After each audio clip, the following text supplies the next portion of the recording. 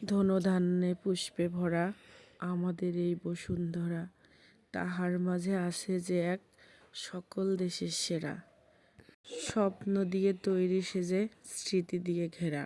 আসলে গানের কথাগুলোর সাথে বাস্তবতার অনেক মিল আছে, এই জন্যই মনে হয় গানটা লিখেছে এমন সুন্দর করে।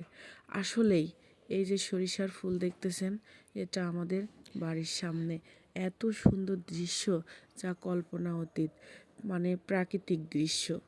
এখন সারা মাঠ সরিষার ফুল আর সরিষার ফুল।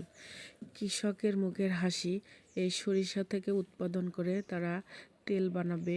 সরিষার তেল মানুষের জন্য অনেক উপকার। আগেকার দিনে দেখতাম সরিষার তেল আগে রান্নায় ইউজ করতো, খেত।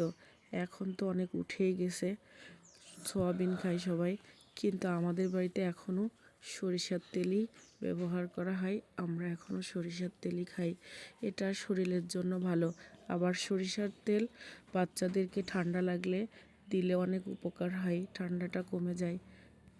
দৃষ্টিনন্দন এই পরিচ্ছন্ন দৃশ্যের মতোই মনোগ্রাহী হিসেবে নিজেকে সুসজ্জিত করুন।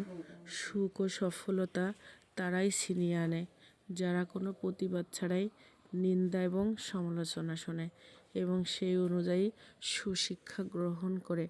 এই প্রাকৃতিক দৃশ্যটা আমাদের বাড়ির সামনেই, এত সুন্দর যা আমি ক্যামেরায় বন্দি করতে বাধ্য হয়েছি। অনেক মানে সরিষা আগে তো দেখাই যেত না, মাঝে মাঝে দেখাই যায় না, এবার দেখলাম অনেক কৃষক মাঠে সরিষা চাষ করতেছে, এভাবে হয়েছে, ফুল ফুটে আছে।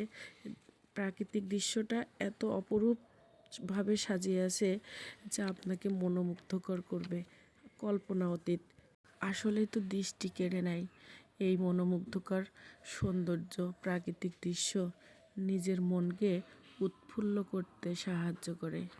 যখন আমি এই প্রাকৃতিক দৃশ্যের আশেপাশে যাই বা কাছাকাছি যাই, তখন নিজের মনকে এত সুন্দর মানে উৎফুল্ল করে, মনটা আনন্দে ভরে যায় সব সময়।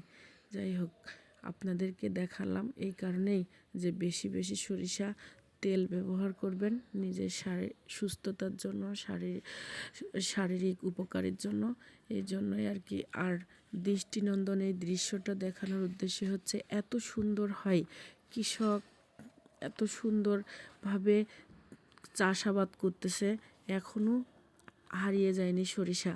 আমরা সরিষার তেল খাবো বেশি বেশি, আর সুস্থ থাকবো, বাচ্চাদেরকে সরিষার তেল মাখাবো, তাহলেই আমরা সুস্থ থাকতে পারবো।